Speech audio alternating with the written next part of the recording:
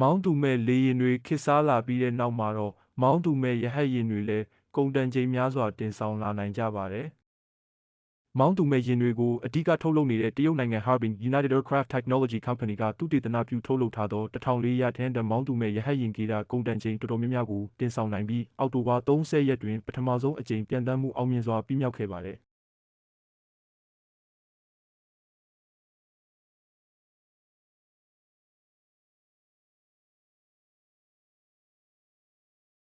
မောင်းသူမဲ့ရဟတ်ယာဉ်ကအလေးချိန်1400ကီလိုဂရမ်ပေါ်အင်နာတန်နဲ့ဆို1.4မက်ထရစ်တန်လောက်တည်ဆောင်နိုင်ပြီးတော့8နာရီလောက်အကြာဆုံးစက်တိုက်ပျံသန်းနိုင်ပါတယ်ပြီးတော့အမြင့်ဆုံးအနေနဲ့အမြင့်6500မီတာလောက်ထိပျံသန်းနိုင်တာကိုတွေ့ရပါတယ်။အင်ဂျင်နှလုံးတပ်ဆင်ထားပြီးအမြန်ဆုံး180ကီလိုမီတာလောက်ထိပျံသန်းနိုင်ပါတယ်။အကောင်းဆုံးပျံသန်းမှုထိန်းချုပ်စနစ်နဲ့တိစောက်ထားပုံကလည်းအလွန်ပဲတည်သက်လာပါတယ်ပြီးတော့လည်းကုန်တင်နိုင်တဲ့နေရာကအလွန်ကြီးမားလာတာကိုတွေ့ရပါတယ်။အဲ့လိုမောင်းသူမဲ့ယာဉ်တွေကိုနောက်ပိုင်းမှာလေယာစိုက်ပျိုးရေးနဲ့တစ်တော်ထိန်းသိမ်းလုပ်ငန်းတွေမှာကုန်ပစ္စည်းတည်ယူပို့ဆောင်ရေးလုပ်ငန်းတောမီငိမ့်သက်